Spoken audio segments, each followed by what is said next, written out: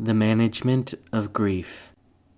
Written by Bharati Mukherjee and read by Michael Dubon. A woman I don't know is boiling tea the Indian way in my kitchen.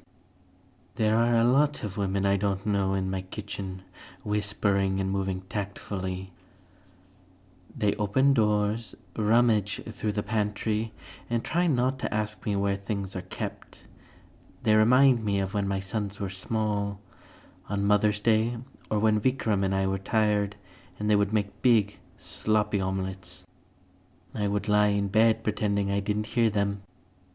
Dr. Sharma, the treasurer of the Indo-Kannada Society, pulls me into the hallway. He wants to know if I am worried about money. His wife has just come up from the basement with a tray of empty cups and glasses, scolds him. Don't bother Mrs. Bave with mundane details. She looks so monstrously pregnant her baby must be days overdue. I tell her she shouldn't be carrying heavy things. Shaila, she says, smiling, this is the 5th. Then she grabs a teenager by his shirt tails. He slips his Walkman off his head. He has to be one of her 4 children. They have the same domed and dented foreheads. What's the official word now? She demands. The boy slips the headphones back on. They're acting evasive, Ma. They're saying it would be an accident or a terrorist bomb. All morning the boys have been muttering, Sikh bomb, Sikh bomb. The men, not using the word, bow their heads in agreement. Mrs. Sharma touches her forehead at such a word. At least they've stopped talking about space debris and Russian lasers. 2 radios are going in the dining room. They are tuned to different stations. Someone must have brought the radios down from my boys' bedrooms. I haven't gone into their rooms since Kusum came running across the front lawn in her bathrobe. She looked so funny. I was laughing when I opened the door. The big TV in the den is being whizzed through American networks and cable channels. Damn, some man swears bitterly. How can these preachers carry on like nothing's happened? I want to tell him we're not that important. You look at the audience and at the preacher in his blue robe with his beautiful white hair, the potted palm trees under a blue sky, and you know they care about nothing. The phone rings and rings. Dr. Sharma's taken charge. We're with her, he keeps saying. Yes, the doctor has given calming pills. Yes, pills are having necessary effect. I wonder if pills alone explain this calm. Not peace, just a deadening quiet. I was always controlled, but never repressed. Sound can reach me, but my body is tensed, ready to scream. I hear their voices all around me. I hear my boys and Vikram cry, Mommy, Shaila! And their screams insulate me, like headphones. The woman boiling water tells her story again and again. I got the news first. My cousin called from Halifax before 6 a.m. Can you imagine? He'd gotten up for prayers and his son was studying for medical exams and heard on a rock channel that something had happened to a plane. They said first it had disappeared from the radar, like a giant eraser just reached out. His father called me, so I said to him, What do you mean, something bad? You mean a hijacking? And he said, Ben. There's no confirmation of anything yet, but check with your neighbors because a lot of them must be on the plan. So I called poor Kusum straight away. I knew Kusum's husband and daughter were booked to go yesterday. Kusum lives across the street from me. She and Satish had moved in less than a month ago. They said they needed a bigger place. All these people, the Sharmas and friends from the Indo-Kannada Society, had been there for the housewarming.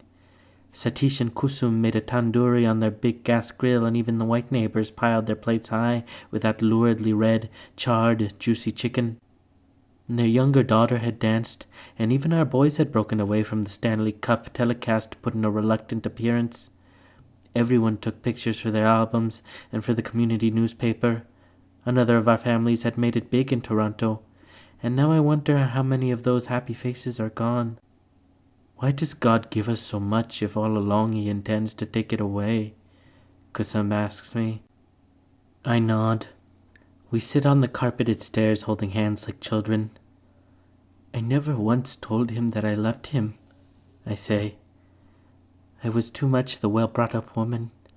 I was so well brought up I never felt comfortable calling my husband by his first name. It's all right, Kusum says. He knew. My husband knew. They felt it. Modern young girls have to say it because what they feel is fake. Kusum's daughter, Pam, runs in with an overnight case. Pam's in her McDonald's uniform. Mummy, you have to get dressed. Panic makes her cranky. A reporter's on his way here. Why? You want to talk to him in your bathrobe? She starts to brush her mother's long hair. She's the daughter who's always in trouble.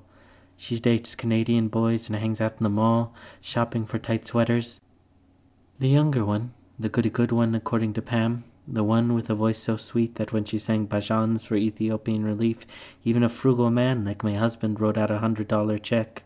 She was on that plane. She was going to spend July and August with grandparents because Pam wouldn't go. Pam said she'd rather waitress at McDonald's. If it's a choice between Bombay and Wonderland, I'm picking Wonderland, she'd said. Leave me alone, Kusum yells. You know what I want to do? If I didn't have to look after you now, I'd hang myself. Pam's young face goes blotchy with pain. Thanks, she says. Don't let me stop you. Hush, pregnant Mrs. Sharma scolds Pam. Leave your mother alone. Mr. Sharma will tackle the reporters and fill out the forms. He'll say what has to be said. Pam stands her ground. You think I don't know what mummies think? Why her? That's what. That's sick. Mummy wishes my little sister were alive and I were dead. Kusum's hand in mine is trembly hot. We continue to sit on the stairs. She calls before she arrives, wondering if there's anything I need. Her name is Judith Templeton, and she's an appointee of the provincial government. Multiculturalism? I ask, and she says, partially, but that her mandate is bigger. I've been told you knew many of the people on the flight, she says. Perhaps if you'd agree to help us reach the others? She gives me time at least to put on tea water and pick up the mess in the front room.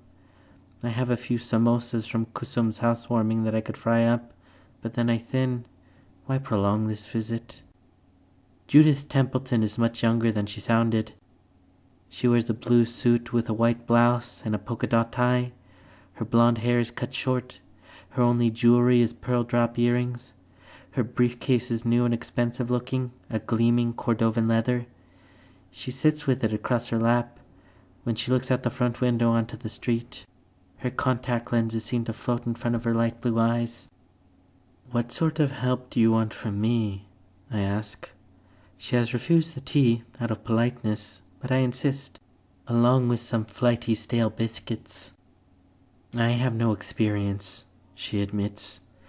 That is, I have an MSW and I've worked in liaison with accident victims, but I have no experience with a tragedy of this scale. Who could? I ask. And with the complications of culture, language, and customs, someone mentioned that Mrs. Bave is a pillar because you've taken it more calmly. At this, perhaps, I frown, for she reaches forward almost to take my hand. I hope you understand my meaning, Mrs. Bave.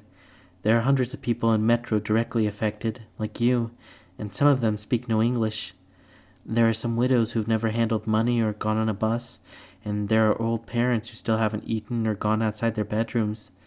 Some houses and apartments have been looted. Some wives are still hysterical.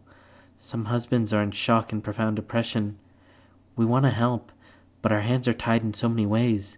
We have to distribute money to some people, and there are legal documents. These things can be done. We have interpreters, but we don't always have the human touch, or maybe the right human touch. We don't want to make mistakes, Mrs. Bave, and that's how we'd like to ask you to help us. More mistakes, you mean, I say.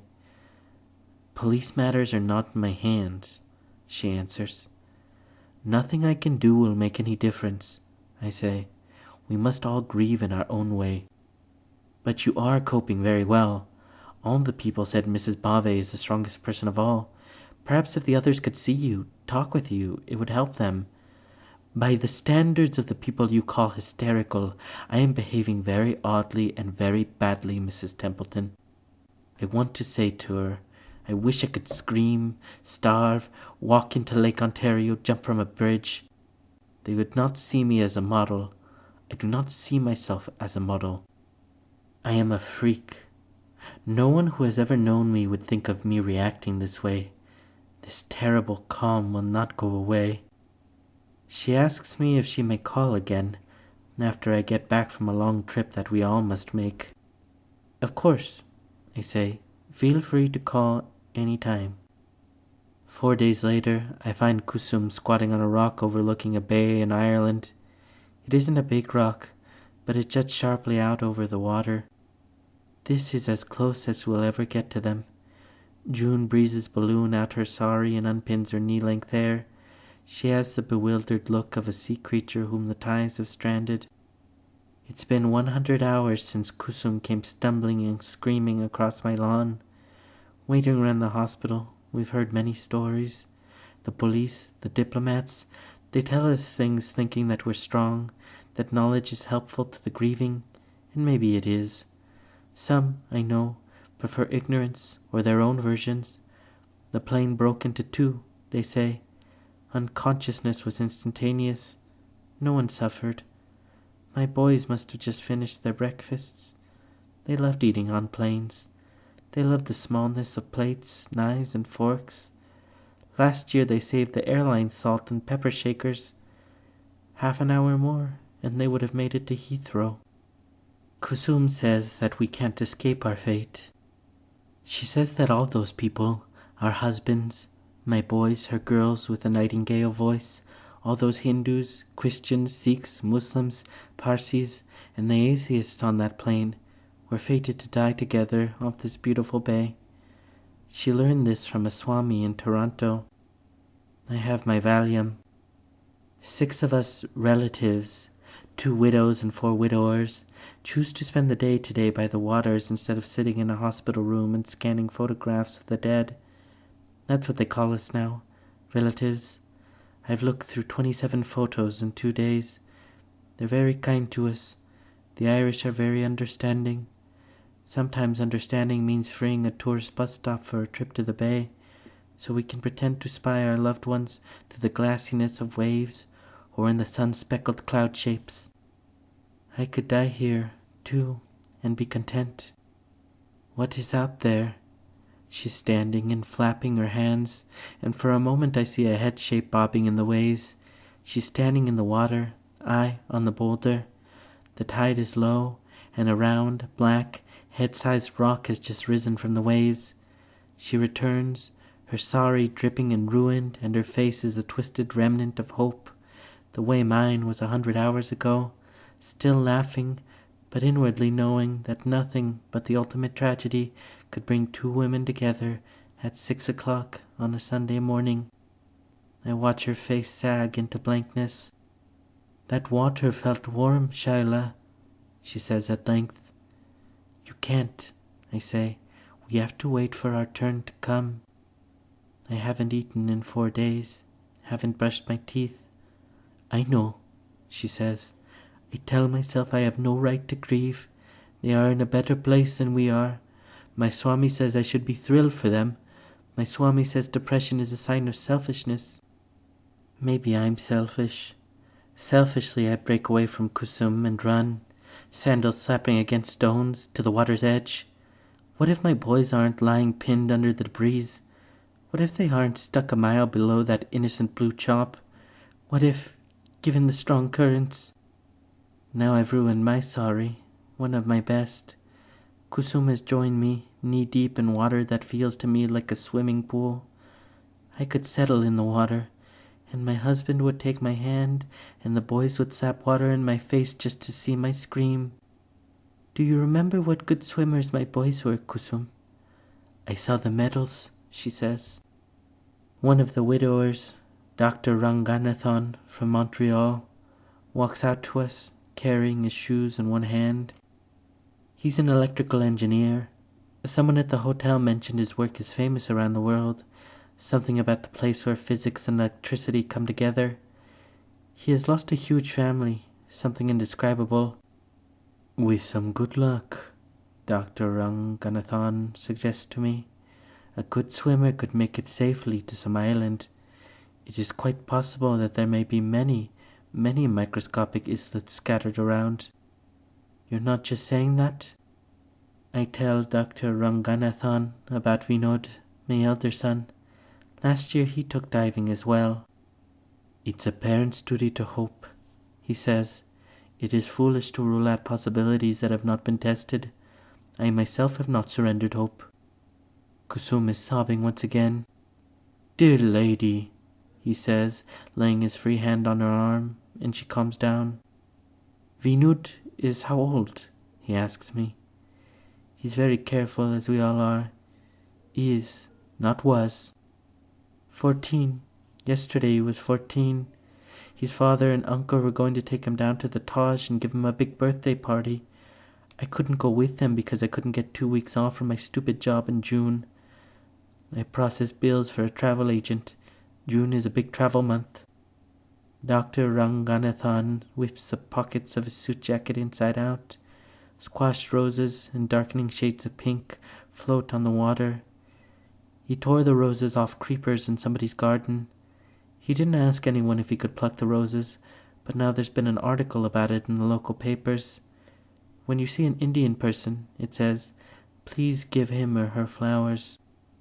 A strong youth of 14, he says, can very likely pull to safety a younger one. My sons, though 4 years apart, were very close. Vinud wouldn't let Mithun drown. Electrical engineering, I think, foolishly perhaps.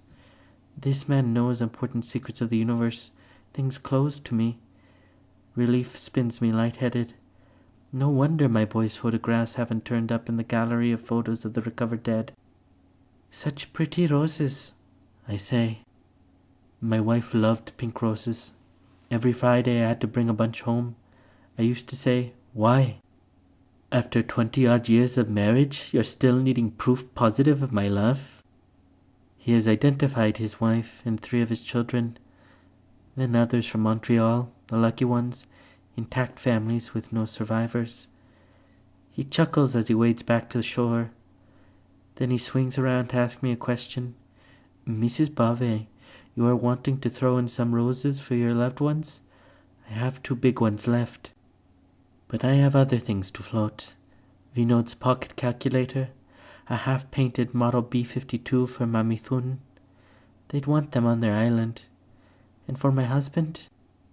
For him I let fall into the calm, glassy waters a poem I wrote in the hospital yesterday. Finally, he'll know my feelings for him.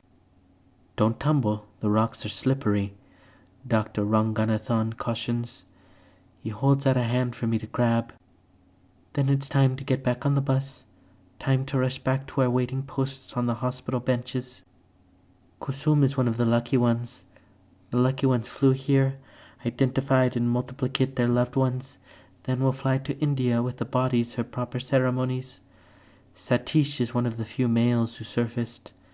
The photos of faces we saw on the walls in an office at Heathrow and here in the hospital are mostly of women. Women have far more body fat, Anand said to me matter-of-factly. They float better. Today I was stopped by a young sailor on the street. He had loaded bodies. He'd gone into the water when he checks my face for signs of strength, when the sharks were first spotted. I didn't blush, and he breaks down. It's all right, I say. Thank you. I heard about the sharks from Dr. Ranganathan. In his orderly mind, science brings understanding. It holds no terror. It is the shark's duty. For every deer there's a hunter, for every fish a fisherman. The Irish are not shy. They rush to me and give me hugs, and some are crying. I cannot imagine reactions like that on the streets of Toronto. Just strangers, and I am touched. Some carry flowers with them and give them to any Indian they see.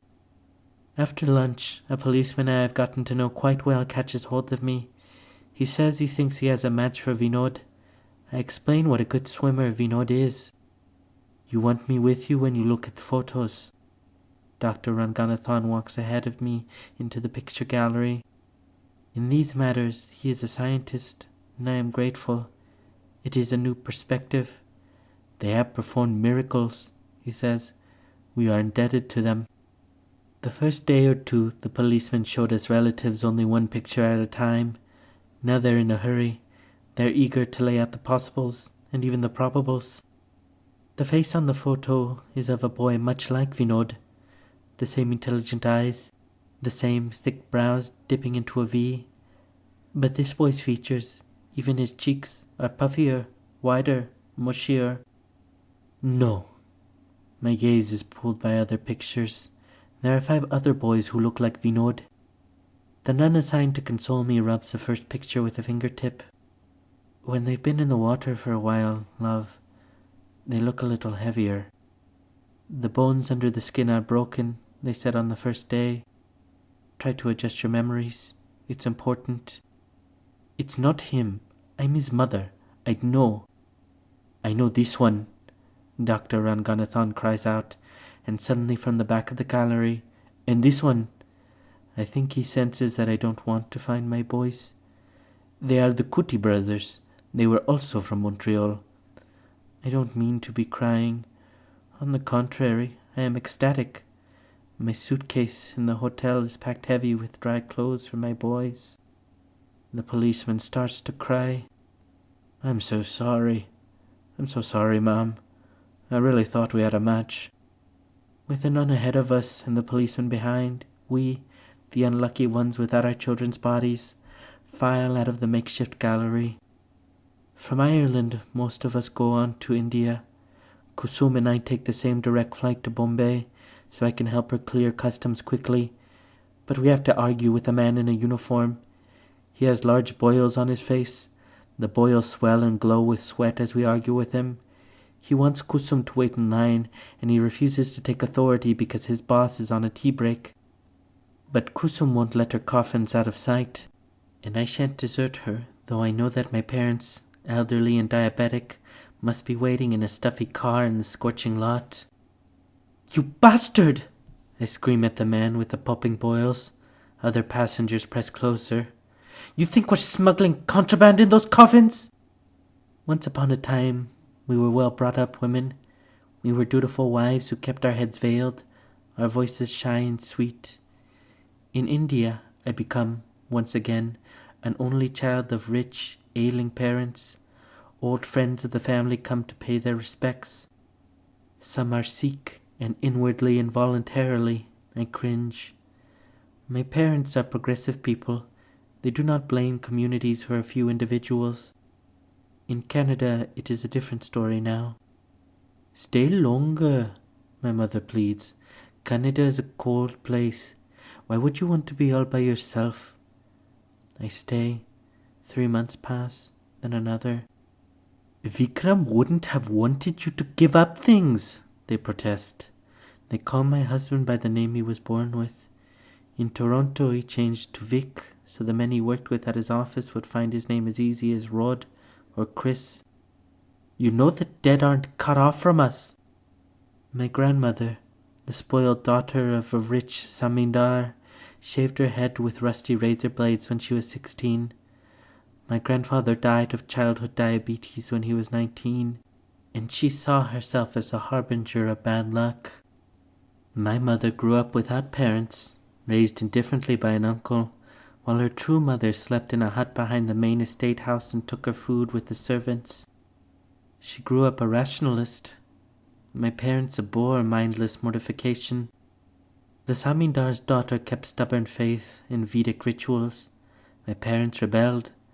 I am trapped between 2 modes of knowledge. At 36, I am too old to start over and too young to give up. Like my husband's spirit, I flutter between worlds. Quoting aphasia, we travel. We travel with our phalanx of servants and poor relatives, to hill stations and to beach resorts. We play contract bridge in dusty gymkhana clubs. We ride stubby ponies up crumbly mountain trails. At tea dances, we let ourselves be twirled twice around the ballroom. We hit the holy spots we hadn't made time for before.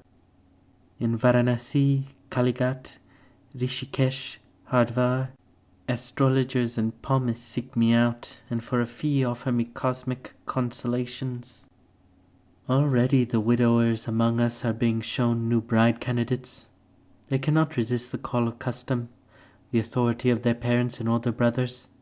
They must marry. It is the duty of a man to look after a wife. The new wives will be young widows with children, destitute but of good family. They will make loving wives, but the men will shun them.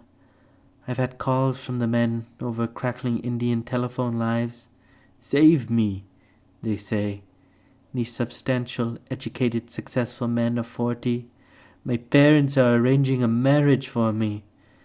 In a month they will have buried one family and returned to Canada with a new bride and partial family. I am comparatively lucky. No one here thinks of arranging a husband for an unlucky widow. Then, on the 3rd day of the 6th month into this odyssey, in an abandoned temple in a tiny Himalayan village, as I make my offerings of flowers and sweetmeats to the god of tribe of animists, my husband descends to me. He is squatting next to a scrawny sadhu in moth-eaten robes. Vikram wears the vanilla suit he wore the last time I hugged him. The sadhu tosses petals on a butter-fed flame, reciting Sanskrit mantras, and sweeps his face of flies. My husband takes my hands in his. "You're beautiful," he starts. Then, "What are you doing here?" "Shall I stay?" I ask. He only smiles, but already the image is fading. "You must finish alone what we started together." No seaweed wreathes his mouth. He speaks too fast, just as he used to when we were an envied family in our pink split level. He is gone. In the windowless altar room, smoky with joss sticks and clarified butter lamps, a sweaty hand gropes for my blouse. I do not shriek. The sadhu arranges his robe. The lamps hiss and sputter out. When we come out of the temple, my mother says, "Did you feel something weird in there?" My mother has no patience with ghosts, prophetic dreams, holy men, and cults. "No," I lie, "nothing." But she knows that she's lost me. She knows that in days I shall be leaving. Kusum's put up her house for sale. She wants to live in an ashram in Hardwar. Moving to Hardwar were her Swami's ideas. Her Swami runs 2 ashrams, the one in Hardwar and another here in Toronto. "Don't run away," I tell her. "I'm not running away," she says. "I'm pursuing inner peace. You think you or that Rangathon fellow are better off?" Pam's left for California. She wants to do some modeling, she says. She says when she comes into her share of the insurance money, she'll open a yoga kum aerobics studio in Hollywood. She sends me postcards so naughty I daren't leave them on the coffee table. Her mother has withdrawn from her and the world. The rest of us don't lose touch. That's the point. Talk is all we have, says Dr. Rangathan, who has also resisted his relatives and returned to Montreal and to his job alone. He says, whom better to talk with than other relatives? We've been melted down and recast as a new tribe. He calls me twice a week from Montreal, every Wednesday night and every Saturday afternoon. He is changing jobs, going to Ottawa, but Ottawa is over 100 miles away, and he is forced to drive 220 miles a day from his home in Montreal. He can't bring himself to sell his house. The house is a temple, he says. The king-size bed in the master bedroom is a shrine. He sleeps on a folding cot, a devotee. There are still some hysterical relatives. Judith Templeton's list of those needing help and those who've accepted, as in nearly perfect balance. Acceptance means you speak of your family in the past tense and you make active plans for moving ahead with your life. There are courses at Seneca and Ryerson we could be taking. Her gleaming leather briefcase is full of college catalogues and lists of cultural societies that need our help. She has done impressive work, I tell her. In the textbooks on grief management, she replies. I am her confidant, I realize, one of the few whose grief has not sprung bizarre obsessions. There are stages to pass through: rejection, depression, acceptance, reconstruction. She has compiled a chart and finds that 6 months after the tragedy, none of us still rejects reality, but only a handful are reconstructing. Depressed acceptance is the plateau we've reached. Remarriage is a major step in reconstruction, though she's a little surprised, even shocked, over how quickly some of the men have taken on new families. Selling one's house and changing jobs and cities is healthy. How to tell Judith Templeton that my family surrounds me, and that like creatures in epics, they've changed shapes. She sees me as calm and accepting, but worries that I have no job, no career. My closest friends are worse off than I. I cannot tell her my days, even my nights, are thrilling. She asks me to help with families she can't reach at all. An elderly couple in Agincourt whose sons were killed just weeks after they had brought their parents over from a village in Punjab. From their names, I know they are Sikh. Judith Templeton and a translator had visited them twice, with offers of money for airfare to Ireland, with bank forms, power of attorney forms, but they have refused to sign or to leave their tiny apartment. Their son's money is frozen in the bank. Their son's investment apartments have been trashed by tenants, the furnishings sold off. The parents fear that anything they sign or any money they receive will end the company's or the country's obligation to them. They fear they are selling their sons for 2 airline tickets to a place they've never seen. The high-rise apartment is a tower of Indians and West Indians, with a sprinkling of Orientals. The nearest bus stop kiosk is lined with women in their saris. Boys practice cricket in the parking lot. Inside the buildings, even I wince a bit from the ferocity of onion fumes, the distinctive and immediate Indianness of frying ghee, but Judith Templeton maintains a steady flow of information. These poor old people are in imminent danger of losing their place and all their services. I say to her, they are Sikh. They will not open up to a Hindu woman. And what I want to add is, as much as I try not to, I stiffen now at the sight of beards and turbans. I remember a time when we all trusted each other in this new country. It was only the new country we worried about. The 2 rooms are dark and stuffy. The lights are off, and an oil lamp sputters on the coffee table. The bent old lady has let us in, and her husband is wrapping a white turban over his oiled, hip-length hair.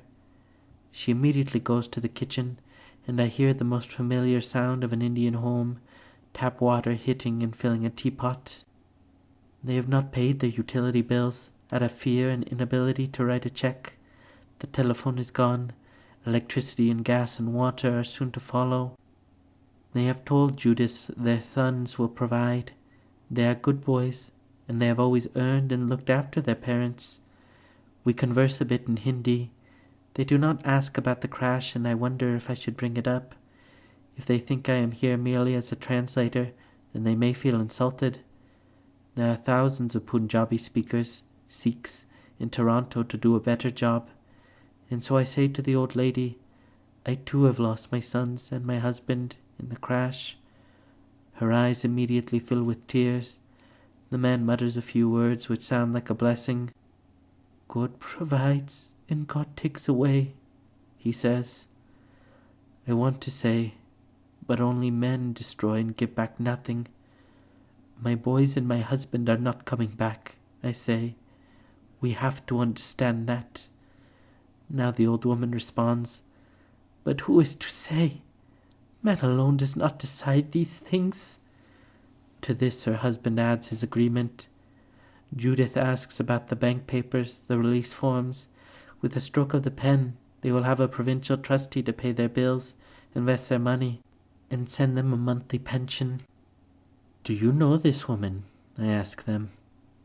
The man raises his hand from the table, turns it over, and seems to regard each finger separately before he answers. This young lady is always coming here. We make tea for her, and she leaves papers for us to sign. His eyes scan a pile of papers in the corner of the room. Soon we will be out of tea, Then will she go away? The old lady adds, I have asked my neighbors, and no one else gets Sangresi visitors. What have we done? It's her job, I try to explain. The government is worried. Soon you will have no place to stay, no lights, no gas, no water. Government will get its money. Tell her not to worry. We are honorable people.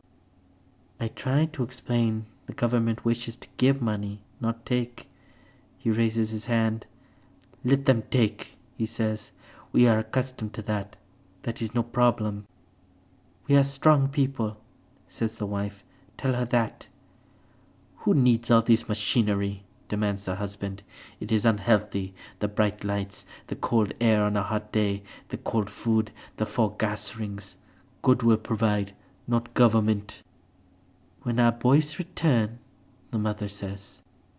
Her husband sucks his teeth. Enough talk, he says. Judith breaks in. Have you convinced them? The snaps on her Cordovan briefcase go off like firecrackers in this quiet apartment. She lays the sheaf of legal papers on the coffee table. If they can't write their names, an X will do. I've told them that. Now the old lady has shuffled to the kitchen and soon emerges with a pot of tea and 2 cups. I think my bladder will go first on a job like this, Judith says to me, smiling. If only there was some way of reaching them. Please thank her for the tea. Tell her she's very kind. I nod in Judith's direction and tell them in Hindi. She thanks you for the tea. She thinks you are being very hospitable, but she doesn't have the slightest idea what it means. I want to say, humor her. I want to say, my boys and my husband are with me too, more than ever. I look in the old man's eyes, and I can read his stubborn peasant's message. I have protected this woman as best I can. She is the only person I have left. Give to me or take from me what you will, but I will not sign for it. I will not pretend that I accept. In the car, Judith says, You see what I'm up against? I'm sure they're lovely people, but their stubbornness and ignorance are driving me crazy. They think signing a paper is signing their son's death warrants, don't they? I am looking out the window. I want to say, in our culture, it is a parent's duty to hope. Now, Shyla, this next woman is a real mess. She cries day and night, and she refuses all medical help. We may have to... Let me out at the subway, I say. I beg your pardon? I can feel those blue eyes staring at me. It would not be like her to disobey. She merely disapproves and slows at a corner to let me out. Her voice is plaintive. Is it anything I said? Anything I did? I could answer her suddenly in a dozen ways, but I choose not to. Shyla, let's talk about it, I hear, then slam the door.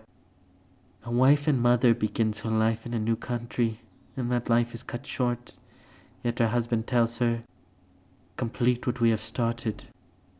We, who stayed out of politics and came halfway around the world to avoid religious and political feuding, have been the first in the new world to die from it. I no longer know what we started, nor how to complete it. I write letters to the editors of local papers and to members of parliament. Now at least they admit it was a bomb. One MP answers back with sympathy, but with a challenge. You want to make a difference? Work on a campaign. Work on mine. Politicize the Indian voter. My husband's old lawyer helps me set up a trust. Vikram was a saver and a careful investor. He had saved the boys' boarding school and college fees. I sell the pink house at 4 times what we paid for it and take a small apartment downtown. I am looking for a charity to support.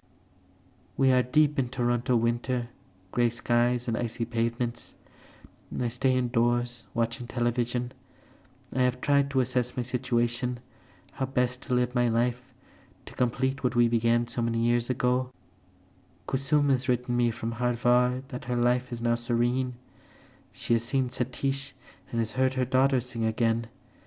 Kusum was on a pilgrimage, passing through a village, when she heard a young girl's voice singing one of her daughter's favorite bhajans. She followed the music through the squalor of a Himalayan village to a hut where a young girl, an exact replica of her daughter, was fanning coals under the kitchen fire. When she appeared, the girl cried out, "Ma!" and ran away. What did I think of that? I think I can only envy her. Pam didn't make it to California, but writes me from Vancouver. She works in a department store, giving makeup hints to Indian and Oriental girls. Dr. Ranganathan has given up his commute, given up his house and job, and accepted an academic position in Texas, where no one knows his story, and he has vowed not to tell it. He calls me now once a week. I wait, I listen, and I pray, but Vikram has not returned to me. The voices and the shapes and the nights filled with visions ended abruptly several weeks ago.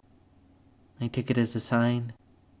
One rare, beautiful, sunny day last week, returning from a small errand on Yonge Street, I was walking through the park from the subway to my apartment.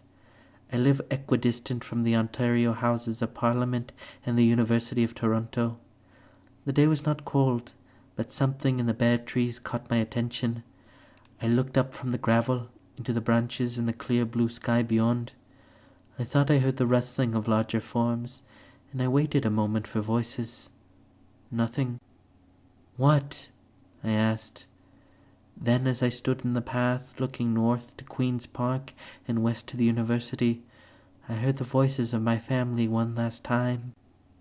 "Your time has come," they said. "Go, be brave."